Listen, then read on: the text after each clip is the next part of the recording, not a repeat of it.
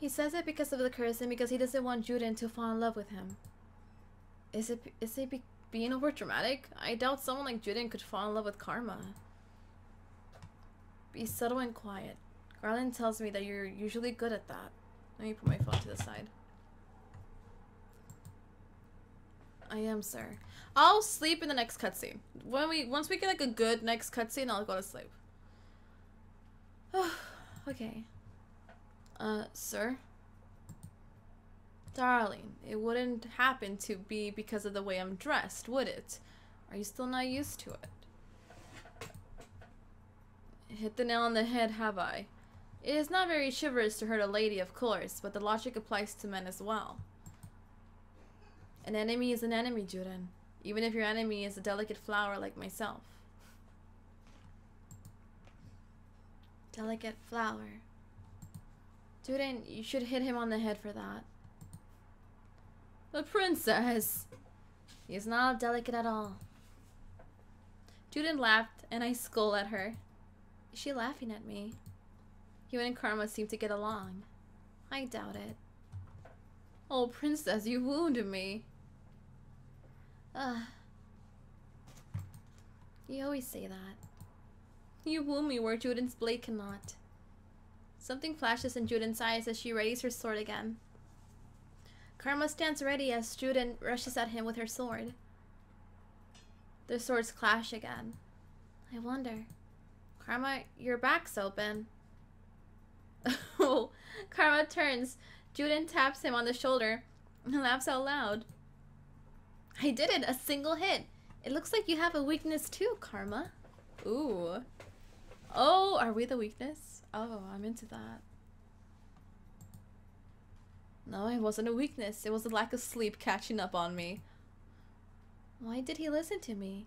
He told Carlin the other day that it was crucial to only listen and watch the most important things. Oh, no. This boy, he's already stealing my heart. Alright, practice is over for now. I can see Garland coming for his practice. Oh, this boy. Karma walks to a corner to have a drink. I should probably head back to the tavern soon, but there's something I want to see first. On her way out, Juden gave a solemn nod to Garland. She pauses to say something to him and then looks at me, noticing my vague curiosity. I was just mentioning what a good swordsman Karma is. I have seen him fight and Karma is a good swordsman. There's no doubt about it. Yet, is practicing with him really so special? He's fast on his feet and quick with his reactions. He's an excellent person to train under. Even better than most of the commanders in the palace.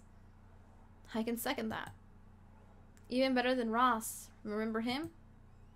The first commander we trained under? The one that punished slow learners with extra exercises? You always had to do more exercises than I did. Something about you being distracted. I was watching the way you swung your sword to make sure you didn't hurt yourself. You've always been overprotective. Oh, Karma, you wounded me. You're right, Rebecca. It does. Well, oh, they like each other. They both suddenly stop to look at Karma, who is smiling slyly on the side. Why does he have the look on his face? Well, that's a sign. We can't keep the commander waiting. Garland shakes his head, his expression snapping back into something more serious. Right. The two exchange quick farewells before Juden waves and they step out of the clearing, leaving Garland and Karma. You're in a dress today. Are you two really so opposed to hurting me when I'm in a dress? Or are you worried about something ruining it? No. It's just so strange. You move so well, even in a long dress. But yes, Juden did mention almost stepping on it once. Impossible. I am the picture of elegance. Thank you, Momo. Of course, sir. Karma shrugs Garland, calming off. The two ready their swords and get right into practice. Juden has taken over Garland's patrol now so that Garland can get in some practice time. So Garland, have you told Juden yet? Oh, that he likes her. Ooh. No. The conversation that Karma always has with Garland is the real reason I stay behind to watch them practice. I don't understand why Garland answers Karma's question if doing so makes him so depressed. He's not depressed, he's embarrassed. Will you ever say anything to her, Garland? Why don't you just confess to her already? Oh, baby. Carmen lands an easy hit on Garland, who sighs in response. Whenever Garland thinks about Juden, he gets distracted. I do not understand his feelings at all, but seeing him remain quiet frustrates me. Juden is talented and poised. I could never be good enough for her. You'll never win a woman's heart if you don't compliment her looks as well, Garland. Well, she's pretty too, beautiful, and then there's me. Aw, baby.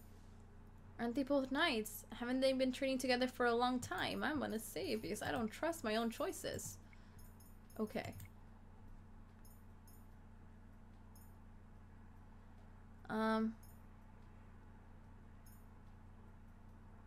Shoot. Melly finally strips. Melly finally strips. I'm sorry, you guys have to see me. I say that we shouldn't, I can see why you wouldn't tell her. I would say that. Because I understand why he wouldn't. But is that the right choice, though? At this point, it's not even about the right choice, but what I believe in. And I try to answer the questions as I would myself. And I can see why he wouldn't tell her. Because she's better than me. No, because if you told her and she refused, then it would be difficult afterwards. You understand, princess? Of course I understand. I'm not stupid. I would just say something. I mean, because he's scared. Like, I can understand that fear that you don't want to ruin the friendship. So, I don't know. Like, I understand. I didn't say don't do it, but I understand. No, I didn't mean it like that. Don't take offense, Garland. That's just the way she talks. The princess is a fragile flower with her petals always curved inward. What does that even mean? See, if it were Jurin, she'd probably know. But I'm just as confused as you are. I don't think so. I don't think anyone understands half of the fluff Karma speaks. It's because I weave love and dedication into every single one of my words. There's beauty in deciphering them. But enough idle chatter, sir. Let us continue our training. I end up staying longer than I intended. By the time I consider returning to the tavern, Garland and Karma are wrapping up for the night. I have a question for Karma, so I wait until Garland leaves before I approach him. You're still here, princess. Were you seeking out alone time with me by chance? I have enough of that every day when we run errands. I just have a question for you. You always come to the right person. What can I do for you, Melly? Princess Melly's booty. You ask Garland the same question every time you train, and he always tells you that he cannot confess. Karma nods in acknowledgement, but his attention is on his sword. He inspects it carefully before sheathing it. It frustrates me. You're frustrated. That look of his always annoys me. Oh my. It is annoying. Did you want to ask me why he won't confess because you're so frustrated? Yes.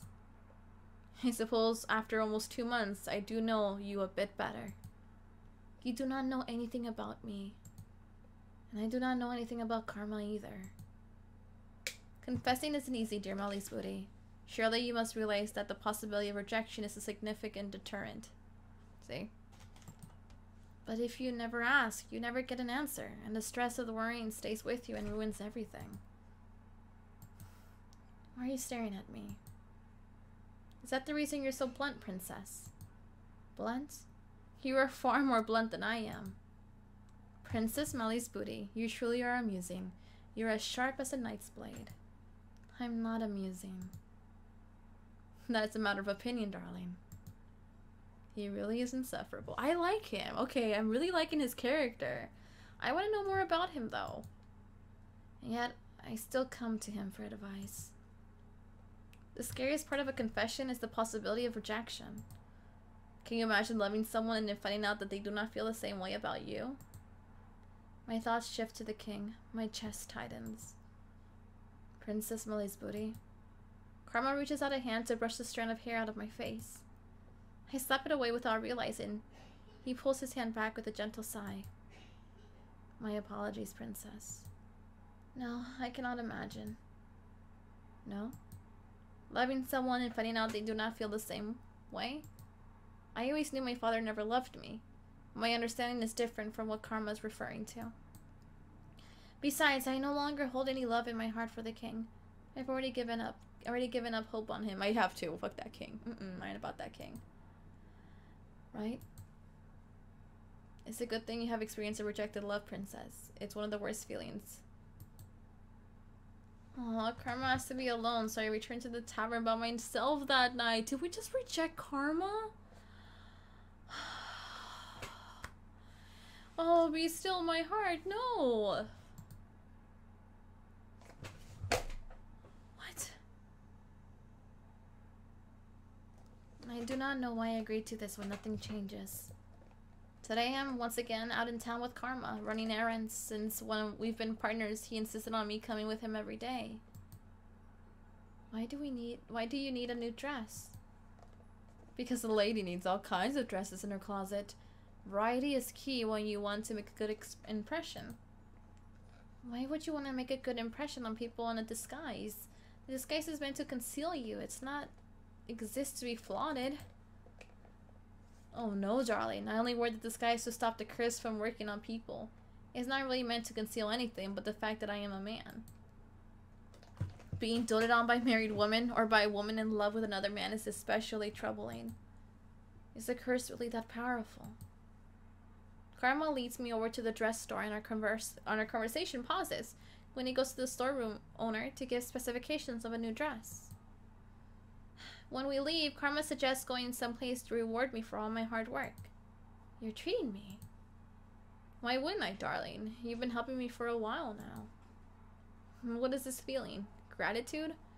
Karma does owe me for everything that I've done for him, so why do I feel like this? You know, it would be much easier for you to just help me carry bags. Oh, there. Let me buy one of those cupcakes. Ooh. Are they MeliZ booty cupcakes, though? It's fine, Melly. He's someone like 7, pushing you away. Redheads. Pushing me away, always. Redheads. Karma cuts through my suggestion easily. Does he really dislike work so much that he'd rather pay me off for helping him? Karma takes me to stands showcasing all kinds of cupcakes. There are some with colored frostings, others with fancy decorations. Some are especially eye-catching, like a bright blue cupcake decorated with little stars. Any catch your fancy, ladies? All of them, actually. Alas, I do not think eating them all would be good for my diet. What do you think, princess? We'll share one.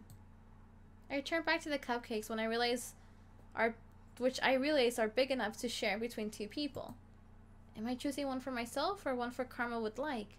I guess he's treating me, but 2 cupcakes catch my eyes. One has a tiny little creature sitting on top of their frosting. It seems to be a lizard of sorts. Though it is strange, the color reminds me of Karma's dress. The other cupcake is decorated with little white chocolate pearls. Those pearls are small and somehow cute, but Karma might not like the other cupcake. So it's between those 2. Which one would you like, MeliZ booty? I'm gonna save it because I'm a fuck up. I know it. I feel it. It's right here in my gut. Okay, so there is a cupcake that looks like Karma's dress and a cupcake with little pearls on it. I'm gonna have to go with the cupcake that looks like the dress. The fancy cupcake with the lizard. I'll have that one. The one with the... Oh my, is that a chameleon? A chameleon? It's a chameleon. Oh, that's adorable. Sir, we'll take one of those. I was thinking he'd like it for the colors, not the chameleon. Whatever, that's his. Let's go enjoy that somewhere, shall we? Karma leads me to the middle of the plaza and the 2 of us find a table. We walk off to get a fork and a knife before returning and handing it said to me. Do you really need a knife and a fork to eat a cupcake? So before we get your dress and you distracted me with cupcakes, we were talking about your curse. Were we? It's not an interesting topic. I was glad that we had gotten off the tangent, to be honest. Why don't you want to talk about it? You have your secrets, just as I do, Princess. But the whole point of pairing up is to help each other with the curses. Princess, you want to help me.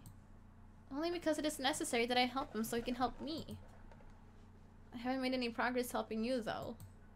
You said you would provide me with opportunities. The chameleon backstory. I mean, I thought the chameleon would look nice.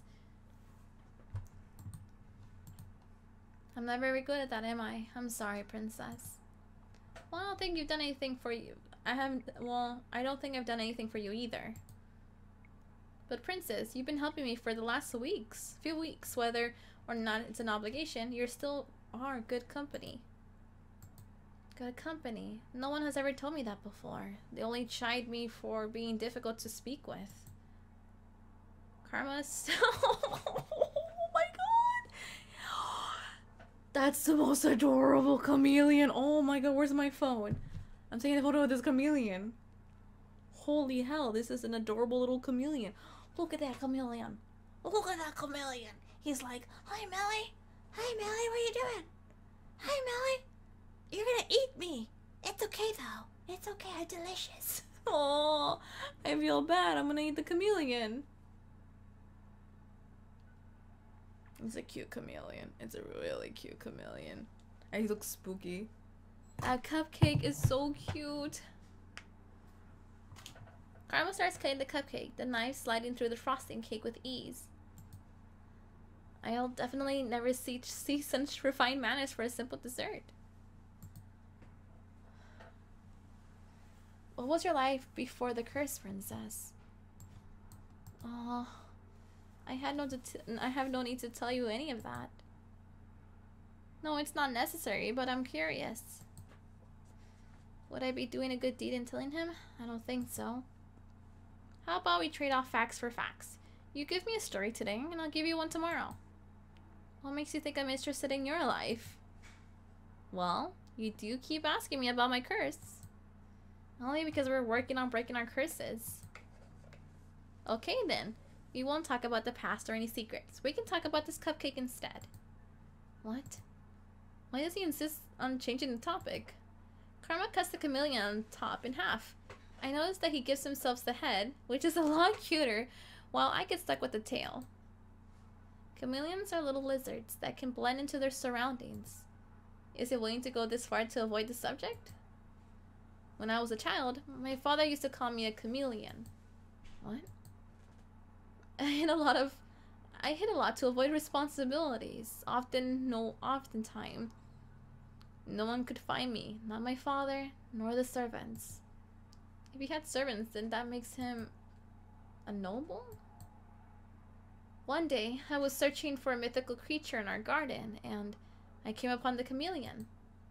It was a tiny, small, silly little lizard, but I'd only found it because I was looking for something fantastic. The lizard on the cupcake does not seem all that fantastic. My father explained what it was to me, and then he started calling me his silly little chameleon. It was ridiculous, but he said I was always very good at hiding, and so it suited me. What is it, Princess? It seems like you're still good at hiding. You hide behind your disguise and keep many secrets. I suppose I'm still a chameleon then. I don't think that nickname makes any sense. Sometimes you don't have to. Melly, remember the chameleon until the end. Until Watts is out. Okay, I'll remember the chameleon then. Nicknames don't have to make sense to be endearing, Princess. Can we please just get back to the subject at hand? Yes, this cupcake.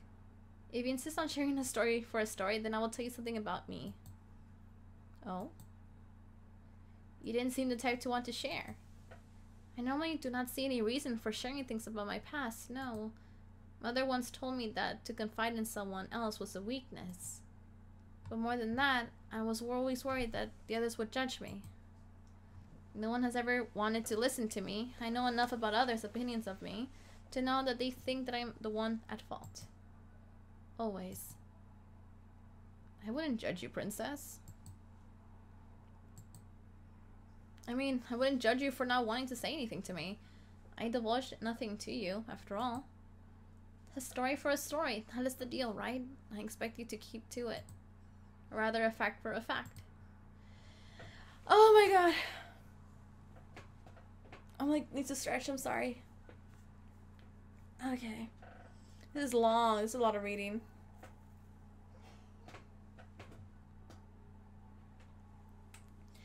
It's not like I have to tell him everything, just something about myself. I will tell you about my life at the palace. It's not as if it's a secret, though I doubt Karma would understand. Ever since Mother died, the palace has been a cold place. Why the surprise? Is it because you see Evangeline and Rod and assume we're all one big happy family? I have to admit that Princess Evangeline seems quite gentle. Prince Rod is quiet, but he seems like an honorable man. When I saw you and the princess at the dress store, Princess Evangeline seemed very nice, is she not? Her kindness is fragile at best. She tries far too hard for it to be genuine. Her insistence is irritating. I've never wanted to be friends with her. The king took a second wife after my mother died, as if she never mattered to him. Karma is silent and I continue to talk, my emotions loosening my tongue. I had meant to stop there, but my words keep coming. The only one who ever showed me any affection in the palace was Mother. The king never paid much attention to me in the first place, but he treats Rod and Evangeline far better than he had ever treated me. What was your mother like? All of my fondest memories are of her. She was always with me in the palace, teaching me right from wrong. She taught me how not to show weakness, who to speak with. Who to speak with. Oh, this is so sad. Needless conversations is useless. People are often very likely to lead you astray. That was the reason I never saw any reason to speak with the townsfolk. Will you judge me as everyone else does? No, princess, I'm not judging you. I'm just a little sad. Sad? Why would he be sad? It sounds like you lived an empty life. It was not an empty life. But it sounds as if your mother separated you from everyone. It wasn't as if the townsfolk would have accepted me anyway. Mother said that they were not to be trusted. Princess, about your mother. I will not speak, and I will not hear you speak ill of my mother. No, I only had a question about your mother. I'm like tired, but like also like I'm feeling it here. I'm tired and I'm feeling it, man. Momo's tired. Leave Momo be. Precious Momo needs to like go to sleep and puppers. So Momo not be here. Like, just let Momo be, man. Let Momo be. She's too good for this world. Karma coughs and I pause to stare at him as he clears his throat. What is it? This... Oh gods. I hear the change immediately. His voice is lower. Far lower. The soft gentleness gone. Karma puts a hand to his throat and grumbles. Karma's voice is teetering on the edge of sounding unmistakably male. I'm always wondering how he's able to change his voice, but I always forgot to ask him about it. What happened to your voice? Oh, it's Miss Karma. I turn to see a young market girl approaching us. She looks at Karma adorningly. I've always wanted to speak with you, Miss Karma, ever since you complimented my dress that one time in the dress store. Your dress is lovely as today, as always, Miss Karma. Karma? Miss Karma, are you okay? I am quite fine. I cannot help but giggle as the girl takes a step back, looking shocked by Karma's now deep voice. Karma's curse again, in his deep voice, before forcing a bright smile on his face. Excuse me, I am feeling under the weather. I notice that he's trying to change the pitch of his voice, but the highness is only annoying rather than soothing now. Oh, I'm sorry. Karma turns to me urgently, but I'm too amused to offer any sort of assistance. What is it, Miss Karma? Oh shit, I'm gonna attempt to leave. If Karma feels uncomfortable, I am not gonna put him into a position where he feels like... I think we had better get going. Karma nods his head. I'm not gonna put up a... No, that's not even like me having to think about. I'm not gonna put someone in a situation like that. Hell no. Are you kidding me? Hell no. I'll have explaining to do if we just sit here. Is there nothing I can do to help you two? No, obviously not. I'm sorry. He does not look amused. Why? I'm only trying to get us out of here faster. Leaving. I mean... He takes my hand and curtsies politely to the girl as he pulls me away. Karma, you sound sick. And runs out. Run out? The potion that Parfait makes for me. I must have talked too much. You talk too much. Karma puts a finger to his lips as we stroll through town. He shakes his head, making it clear that he won't speak to me until later. Did I get a bad ending? Are you kidding me? For not teasing him? Ah, that sucks. I mean... That's kind of bullshit. That's kind of bullshit.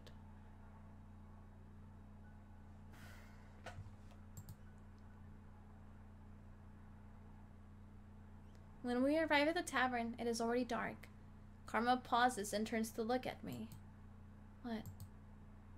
You have a nice smile, Princess MeliZ booty. I'm glad I could make you laugh.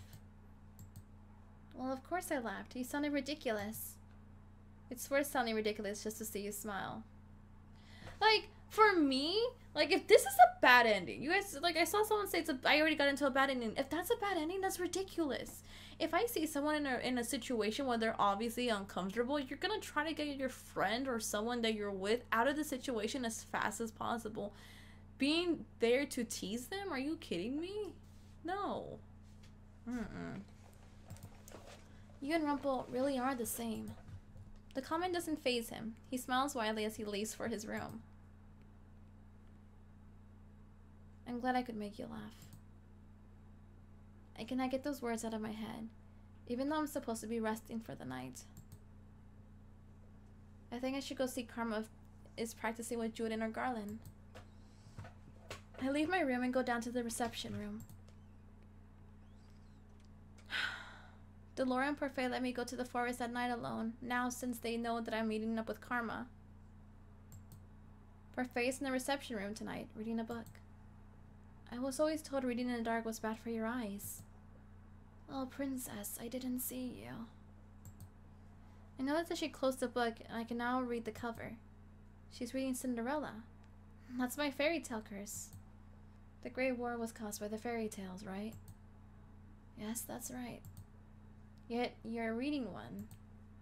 The curse are based off of these fairy tales, after all. But why are you reading Cinderella? My curse isn't anything like the fairy tale, it's reversed. True, but the morals remain the same. In order to become Cinderella, you must be good like her. Cinderella had everything handed to her by her fairy godmother. I had everything taken away. Princess, have you truly had everything taken away from you? Compared to what I used to have? What I have now might as well be nothing. You have friendships and people who enjoy your company. No one in this tavern enjoys my company. Are you sure about that, Princess? I think you should just have difficult trusting that we all like you. Like me? Why would you like me? You became like family here. I haven't been here that long. It doesn't matter. Everyone here at the Marchand is family. Family. You're saying that everyone at the Marchand is like family. Princess, you're one of the boarders. You're more than just a regular here. You live here with us, so like I said, you're family. I speak more with people here than I have ever spoken to my own family. In the palace, I was always alone. The only person I could speak with was Fritz. Are you going to watch Karma practice? I'm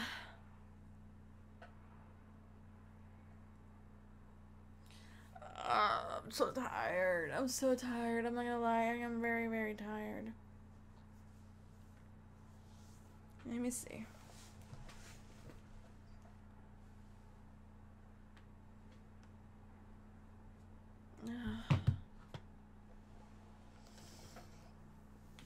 Are you going to watch Karma practice? I nod in response. Be safe, princess. As I heard the door, I recall what happened earlier today. Parfait, what is this potion you make for Karma? You mean the potion I make to change his voice? He begged me to help him when he first designed his disguise. Karma makes a beautiful woman, but he didn't have the illusion was complete without a convincing voice. Ellie, sleep. No. You know how picky he is. Something else on your mind, princess? Karma hides his curse, but you must know the conditions for breaking it, don't you? Parfait does not answer. Or are you also keeping it a secret? Princess MeliZ booty. Not everyone likes to talk about their curse. I think it would be better if you ask Karma directly. Is it about falling in love with him for like who he is than his looks? I bet it is. I just don't understand why he won't tell me everything when I'm trying to help him. Just as you think your good deeds are difficult, there's also something about Karma's curse that I can't come to terms with. I put my hand to the necklace around my neck. I still haven't performed any good deeds. Can I really do this? I'm going now. I walk out to the front door and into the forest. I decide not to think about all this, at least not until later. I wish this was simpler, and that Karma wasn't cloaked in so many secrets. Mother, I went to town today. Oh, I told you not to go into town. Did your father take you? He told me that it would be fun. And was it? No, everyone looked angry at me, but I don't know why. I told you before, I have an idea, dearest one. The townsfolk are jealous of you. Don't worry, man. I'm not as tired as you think. I want to stream. I'm gonna go stream. I'll go to sleep if you stream. Jealous? They are bitter about their lost lot in life, and because they will seek to use you for their status. You cannot trust them. MeliZ booty, you cannot trust anyone but me. Trusting others will only lead to heartbreak, MeliZ booty. You need only trust me, because I will never hurt you. Goddamn. Chapter 5, Favors and Payback. How long is each route? How many chapters are each route? Let me check. Let's Google this. 10? 10 chapters? Okay, I was gonna Google it. Failed miserably. Each chapter is 9 chapters? 9, 10, 11? 12? Which how many? Each chapter is 9 chapters. And what chapter are we in? 5. 10? 10? Maybe. What? I'm gonna go sleep.